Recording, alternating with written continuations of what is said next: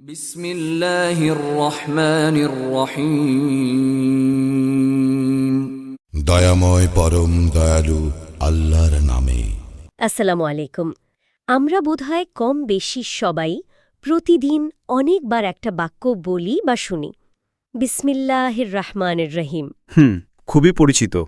কিন্তু এই যে অতি পরিচিত আপাতদৃষ্টিতে সরল কথাটা, এর গভীরে যে কতখানি অর্থ, কত মতপার্থক্য আর তাৎপর্য লুকিয়ে আছে, তা কি আমরা সবসময় ভেবে দেখি? সেটাই অনেক গভীর বিষয় আসলে। আজকে আমরা ঠিক এটাই চেষ্টা করব।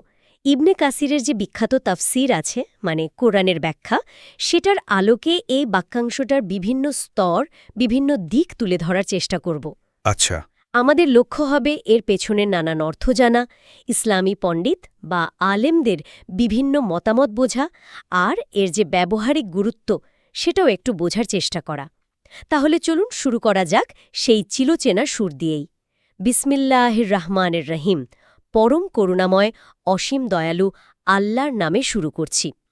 তো প্রথমেই যে প্রশ্নটা মাথায় আসে, এই বিসমিল্লাহ, এটা কি নিজেই কোরআনের একটা আয়াত, নাকি এটা সূরা আত-তাওবা মানে ৯ নম্বর সূরা ছাড়া বাকি সব সূরারই একটা অংশ?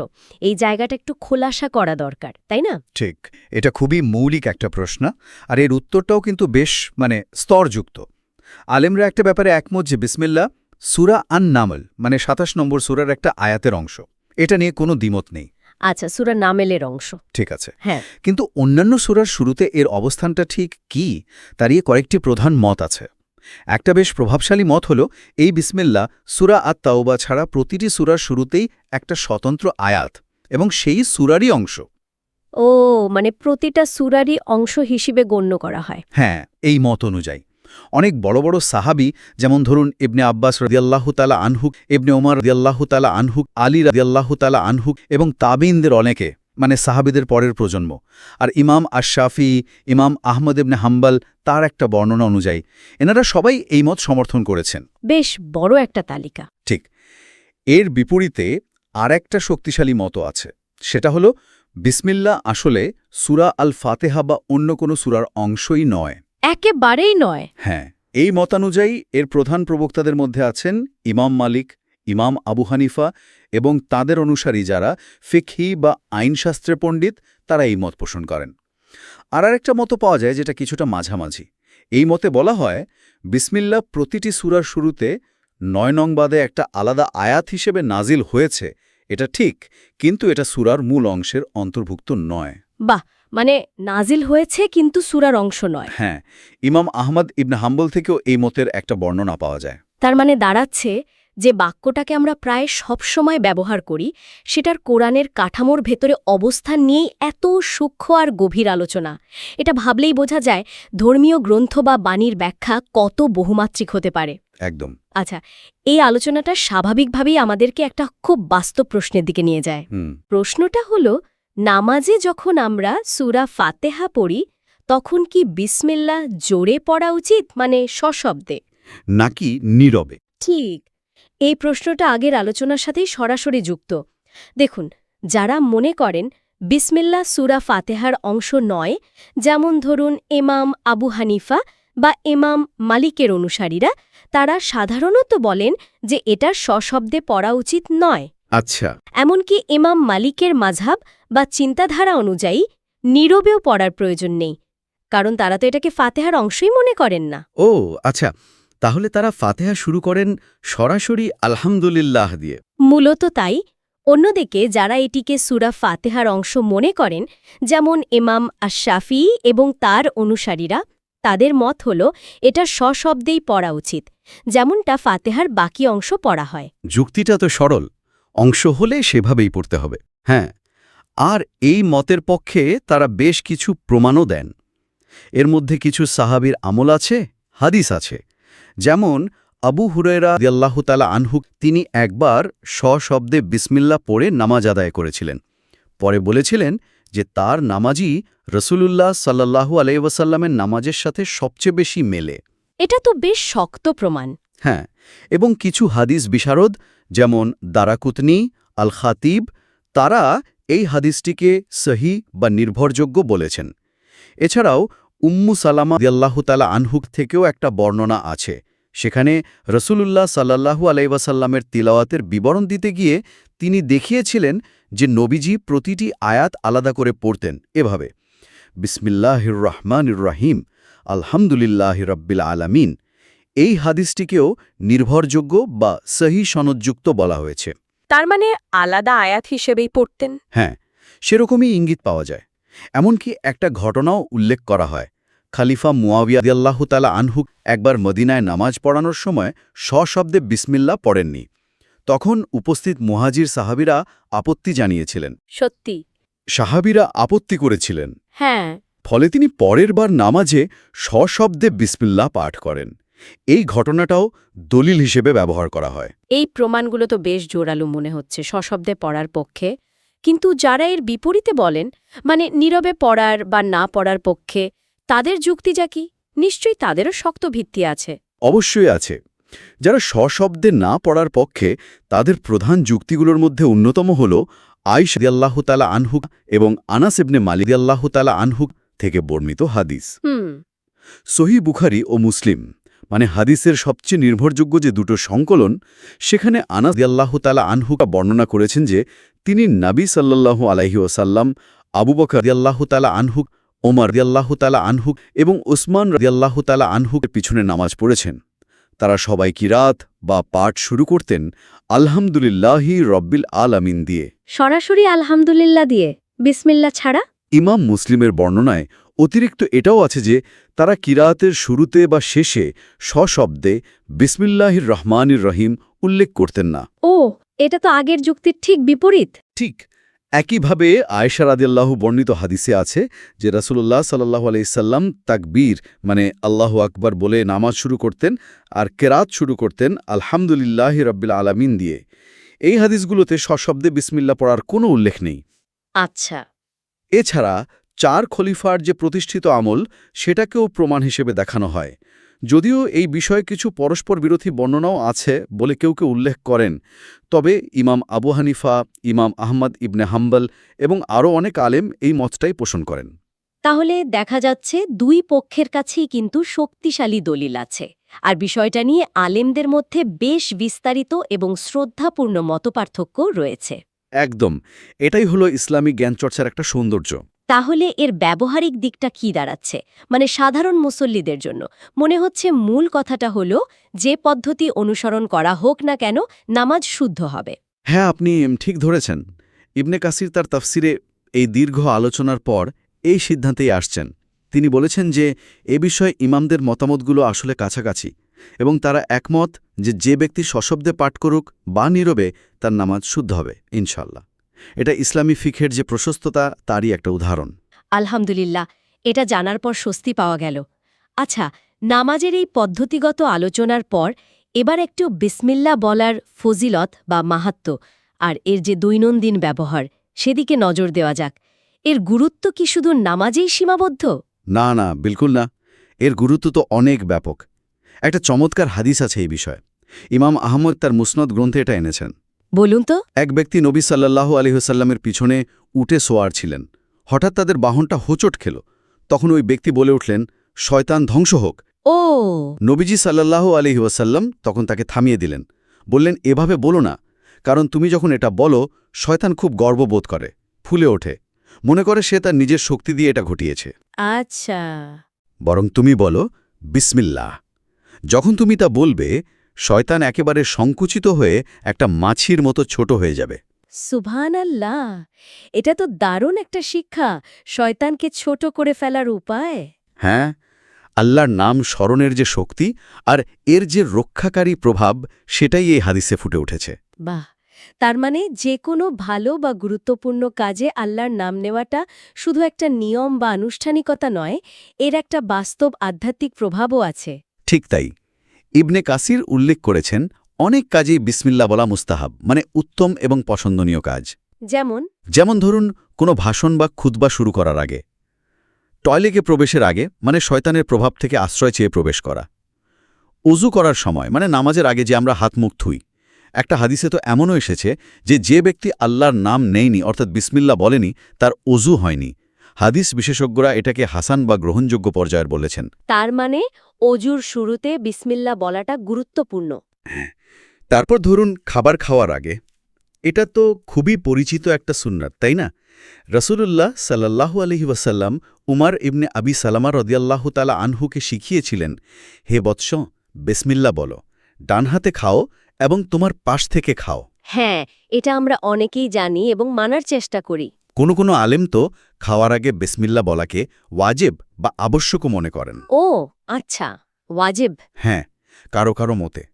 আরেকটা গুরুত্বপূর্ণ ক্ষেত্র হল স্বামী স্ত্রী বিশেষ সম্পর্কের আগে। একটা সহিহ হাদিসে এসেছে, যদি কেউ সেই সময়ে নির্দিষ্ট একটা দোয়া সহ বিসমিল্লাহ বলে, তাহলে তাদের মিলনে যদি আল্লাহ কোনো সন্তান নির্ধারণ করে রাখেন, শয়তান কখনই সেই সন্তানের কোনো ক্ষতি করতে পারবে না। সুবহানাল্লাহ। আমাদের দৈনন্দিন জীবনের প্রায় প্রতিটি গুরুত্বপূর্ণ মুহূর্তে এই একটা বাক্য জুড়ে দেওয়া হয়েছে, সুরক্ষা আর বরকতের জন্য। ঠিক, এতে কি বিশেষ কোনো অর্থ বা পার্থক্য আছে? অবশ্যই আছে, এবং সেগুলো খুবই গভীর অর্থ বহন করে। প্রথমে আসি আল্লাহ এই নামের কথায়। এটা হলো মহান সৃষ্টিকর্তার নিজস্ব একক নাম, মানে প্রপার নেম। অনেক আলেম মনে করেন এটাই হলো আল্লাহর ইসমে আজম বা সর্বশ্রেষ্ঠ নাম। এর কারণ হিসেবে বলা হয়, আল্লাহর অন্য যত সুন্দর নাম আছে, মানে গুণবাচক নাম, সেগুলো সবই আল্লাহর নামের সাথেই সম্পর্কিত হয় বা এই নামেরই বিশেষণ বা সিফাত হিসেবে ব্যবহৃত হয়। একটু উদাহরণ দিয়ে বুঝিয়ে বলবেন? ধরুন, কোরআনে সূরা হাশরের শেষের আয়াতগুলোতে ২২-২৪ আল্লাহ নিজের পরিচয় দিচ্ছেন।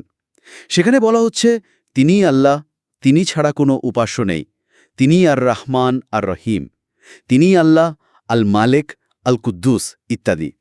খেয়াল করুন, আল্লাহ নামের পর অন্যান্য গুণবাচক নামগুলো আসছে। হ্যাঁ, ঠিক। কুরআনের অন্য জায়গাতেও যেমন ৭৮০, ১৭, ১১০ আল্লাহর সুন্দর নামগুলোর কথা বলা হয়েছে এবং তাকে সেই নামেই ডাকতে উৎসাহিত করা হয়েছে। আর ওই যে বিখ্যাত হাদিস যেখানে আল্লাহর ৯৯টি নামের কথা বলা হয়েছে। হ্যাঁ, যেটা মুখস্থ করলে বা ধারণ করলে জান্নাতের কথা বলা হয়েছে। ঠিক, যদিও কোন ৯৯টা নাম সেই তালিকার সুনির্দিষ্টতায় বর্ণনার মধ্যে কিছুটা ভিন্নতা পাওয়া যায়, কিন্তু মূল কথা হল আল্লাহ নামটি কেন্দ্রীয়। বোঝা গেল, আল্লাহ নামটি হল মূল এবং কেন্দ্রীয়। এবার আসি পরের দুটো নামে, আর রহমান এবং আর রাহিম। আমরা প্রায়শই এই দুটোকে একসাথে অনুবাদ করি পরম করুণাময়, অসীম দয়ালু। এদের মধ্যে কি অর্থের কোনো পার্থক্য আছে, নাকি এরা প্রায় একই রকম? এটা খুবই গুরুত্বপূর্ণ একটা প্রশ্ন। দেখুন, দুটো নামই কিন্তু একই মূল ধাতু থেকে এসেছে, আর রাহমা, যার মানে হল দয়া, করুণা বা রহমত। আচ্ছা, মূল উৎস একই। হ্যাঁ, তবে আলেমদের মধ্যে প্রায় সর্বসম্মত একটা ঐক্যমত বা ইজমা আছে যে আর রাহমান এই নামটাতে দয়ার অর্থ আর রাহিম নামের চেয়ে অনেক বেশি ব্যাপক, অনেক বেশি বিস্তৃত। রাহমানের দয়া বেশি ব্যাপক কিভাবে? ইমাম কুরতুবী রাদিয়াল্লাহু তাআলা আনহু এর সপক্ষে একটা হাদিসও উল্লেখ করেন, যেখানে আল্লাহ বলছেন, আমি হলাম আর রাহমান, আমি রাহেম সৃষ্টি করেছি, মানে আত্মীয়তার সম্পর্ক বা গর্ভাশয়, এবং এর নাম আমার নাম রাহমান থেকেই নিয়েছি। যেই সম্পর্ক রক্ষা করবে আমিও তার সাথে সম্পর্ক রাখব, আর যে ছিন্ন করবে আমি তার সাথে সম্পর্ক ছিন্ন করব। এটা নামের গভীর সংযোগটা দেখাচ্ছে। বাহ, নামের মধ্যেই সম্পর্কের কথা। কুরতুবী আরও উল্লেখ করেছেন যে আরবরা তাদের জাহেলিয়াতের যুগে, মানে অজ্ঞতার সময়, আর রাহমান নামটা ঠিক স্বীকার করতে চাইত না। তাই নাকি? কেন? আল্লাহর এই ব্যাপক রহমতের ধারণাটা হয়তো তারা পুরোপুরি গ্রহণ করতে পারত না। আচ্ছা, এবার আসি অর্থের সূক্ষ্ম পার্থক্য নিয়ে। কয়েকটি ব্যাখ্যা পাওয়া যায়। কেউ বলেছেন একটা অন্যটার চেয়ে বেশি কোমল, মানে একটাতে দয়ার গভীরতা বেশি। আচ্ছা, তবে একটা বহুল প্রচলিত এবং বেশ শক্তিশালী ব্যাখ্যা হল আর রহমান নামটা আল্লাহর সকল সৃষ্টির জন্য প্রযোজ্য, মানে মুমিন হোক, কাফের হোক, মানুষ, পশু পাখি, সবার জন্য তার যে সাধারণ রহমত বা করুণায় দুনিয়াতে আছে সেটাকে বোঝায় আর রহমান। ও মানে সার্বজনীন দয়া, ইউনিভার্সাল মার্সি। ঠিক। অন্যদিকে আর রাহিম নামটা বিশেষভাবে কেবল মোমেন বা বিশ্বাসীদের জন্য। আল্লাহর যে বিশেষ করুণা, যা দুনিয়া এবং আখিরাত উভয় জগতেই কেবল বিশ্বাসীরা লাভ করবে, সেটা নির্দেশ করে আর রাহিম নামটি। এটা তো খুব স্পষ্ট একটা পার্থক্য। হ্যাঁ, আর এই ব্যাখ্যার সপক্ষে কোরআনের ব্যবহার থেকেও প্রমাণ আনা হয়। যেমন দেখুন, আল্লাহ যখন তার আরশের সমুন্নত হওয়ার কথা বলেছেন, ইস্তেওয়ার কথা, যা তার রাজত্ব ও ক্ষমতার ব্যাপকতা নির্দেশ করে, তখন তিনি আর রহমান নামটি ব্যবহার করেছেন, যেমন সূরা তহা আয়াত ৫ বা সূরা ফুরকান আয়াত ৫৯। আর যখন তিনি মোমিনদের প্রতি তার বিশেষ দয়ার কথা বলেছেন, তখন ব্যবহার করেছেন আর রাহিম, যেমন সূরা আহজাব আয়াত ৪৩ আছে, ওয়াকানা বিল মুমিনিনা রাহিমা, আর তিনি মোমিনদের প্রতি পরম দয়ালু। তার মানে কোন প্রেক্ষাপটে কোন নামটা ব্যবহার হচ্ছে সেটাও অর্থের গভীরতা বুঝতে সাহায্য করে। রাহমান যেন একটা সার্বজনীন ব্যাপার, আর রহিম একটু বিশেষ বা নির্দিষ্ট। হ্যাঁ, অনেকটা সেরকমই ভাবা যেতে পারে, যদিও একটা দোয়া বা প্রার্থনায় আবার এমন কথাও এসেছে, দুনিয়া ও আখেরাতের রহমান এবং উভয় জাহানের রাহিম। এটা আবার ইঙ্গিত করে যে উভয় নামই হয়তো উভয় জগতের জন্য প্রযোজ্য, কিন্তু হয়তো ভিন্ন ভিন্ন আঙ্গিকে বা মাত্রায়। আচ্ছা, বেশ গভীর। এখানে আরেকটা অত্যন্ত গুরুত্বপূর্ণ বিষয় মনে রাখতে হবে। আর রহমান এই নামটা, এটা কেবল এবং শুধুমাত্র আল্লাহর জন্য নির্দিষ্ট, এক্সক্লুসিভলি আল্লাহর নাম। মানে এই নামে অন্য কাউকে ডাকা যাবে না? একদম না। অন্য কাউকে এই নামে ডাকা বা কারো নাম রাখা সম্পূর্ণ নিষিদ্ধ। কোরআনও সেদিকেই ইঙ্গিত করে, যেমন 17.110, 43.45। ইতিহাসে আমরা দেখি একজন ভণ্ড নবী ছিল, মুসাইলিমা। সে নিজেকে রহমানুল ইয়ামামা বলার স্পর্ধা দেখিয়েছিল। হ্যাঁ, শুনেছি তার কথা। আল্লাহ তাকে মিথ্যাবাদী বা কাজ্জাব হিসেবেই পরিচিত করিয়েছেন, এবং ইতিহাসে সে এই কুখ্যাত নামেই পরিচিত হয়ে আছে। আর রহমান নামটা আল্লাহর এতটাই নিজস্ব। বোঝা গেল। কিন্তু আর রাহিম নামটা? আর রাহিম নামটা কিন্তু ভিন্ন। আল্লাহ এই নামটি তার সৃষ্টির জন্য ব্যবহার করেছেন। যেমন কোরআনে আমাদের নবী মুহাম্মদ সাল্লাল্লাহু আলাইহি সাল্লামকে মুমিনদের জন্য রউফুর রহিম, অতিশয় স্নেহশীল, পরম দয়ালু বলা হয়েছে, সূরা তওবার ১২৮ নম্বর আয়াতে। ও আচ্ছা, তার মানে রাহিম নামটা সৃষ্টির ক্ষেত্রেও প্রযোজ্য হতে পারে। হ্যাঁ, আল্লাহর আরও কিছু নাম আছে যা সৃষ্টির গুণ হিসেবেও আসতে পারে, যেমন সামি, শ্রবণকারী, বা বাসির, দর্শনকারী। মানুষও তো শোনে, দেখে। ঠিক। তাহলে পুরো ব্যাপারটা যদি সারসংক্ষেপে বলি, আল্লাহর কিছু নাম আছে যা একান্তই তার নিজস্ব, যেমন আল্লাহ আর রহমান, আল খালেক স্রষ্টা, আর রাজেক রিজিকদাতা ইত্যাদি। আর কিছু নাম আছে যা মুশতারাক বা শেয়ার্ড, মানে তার সৃষ্টির ক্ষেত্রেও প্রযোজ্য হতে পারে। আর বিসমিল্লাহতে এই বিন্যাসটা দেখুন কত সুন্দর।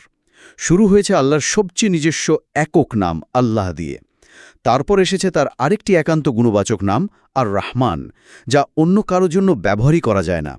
আর শেষে এসেছে আর রাহিম, যেটা আল্লাহর মহান গুণ, তবে ক্ষেত্রবিশেষে সৃষ্টির জন্য ব্যবহৃত হতে পারে।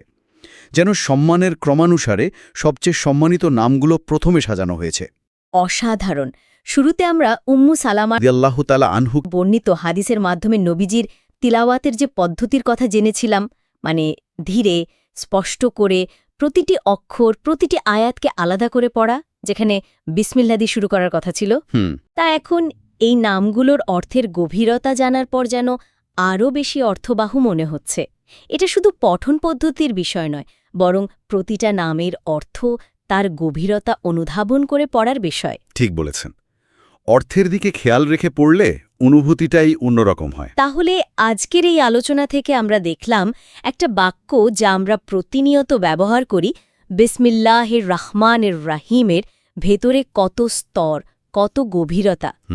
এর মর্যাদা, কোরআনের অবস্থান নিয়ে আলেমদের কি সূক্ষ্ম আর গভীর বিশ্লেষণ। নামাজে এটা পড়ার পদ্ধতি নিয়ে এত আলোচনা, আবার শয়তানের বিরুদ্ধে এর প্রতিরক্ষামূলক শক্তি, দৈনন্দিন জীবনে এর বরকতপূর্ণ ব্যবহার, আর সবশেষে এর অন্তর্গত প্রতিটা নামের আল্লাহ আর রহমান আর রহিম বিশাল অর্থ আর তাৎপর্য সত্যিই অসাধারণ। এই পুরো আলোচনা থেকে একটা চিন্তার খোরাক হয়তো আমরা নিতে পারি। আমরা দেখলাম প্রায় প্রতিটি ভালো ও গুরুত্বপূর্ণ কাজ বিসমিল্লাহ বলে শুরু করার মাধ্যমে তাতে আল্লাহর সাহায্য, বরকত আর সুরক্ষা লাভের উপর কতটা জোর দেওয়া হয়েছে। ঠিক। আমরা ইও দেখলাম আল্লাহ আর রহমান আর রাহিম এই নামগুলো কত ব্যাপক, কত গভীর অর্থ বহন করে। তাহলে একটা প্রশ্ন মনে জাগতেই পারে, আমাদের দৈনন্দিন জীবনের আর কোন কোন ক্ষেত্রে হতে পারে, সেটা আমাদের ব্যক্তিগত সম্পর্ক, আমাদের কর্মক্ষেত্র, এমনকি খুব ছোটখাটো সিদ্ধান্ত নেওয়ার মুহূর্তগুলো আমরা যদি একটু সচেতনভাবে এই পরম করুণাময়, অসীম দয়ালু সত্তার নাম স্মরণ করে শুরু করি, তাহলে সেই দিকগুলো কতটা বদলে যেতে পারে, কতটা রূপান্তরিত হতে পারে। বাহ, এটা সত্যিই ভাবনার বিষয়। উৎসের আলোচনার ভিত্তিতেই একটা চমৎকার প্রশ্ন রেখে গেলেন। এটা আসলে উৎসের শিক্ষা থেকেই পাওয়া একটা ভাবনা, যা আমাদের প্রাত্যহিক জীবনে এই নামগুলোর প্রভাব নিয়ে আরও গভীরে চিন্তা করতে উৎসাহিত করতে পারে। এই গভীর এবং গুরুত্বপূর্ণ আলোচনায় সঙ্গী হওয়ার জন্য সবাইকে আন্তরিক ধন্যবাদ। আজকের মতো এখানেই শেষ করছি। আসসালামু আলাইকুম। ওয়ালাইকুম আসসালাম ওয়া রাহমাতুল্লাহ।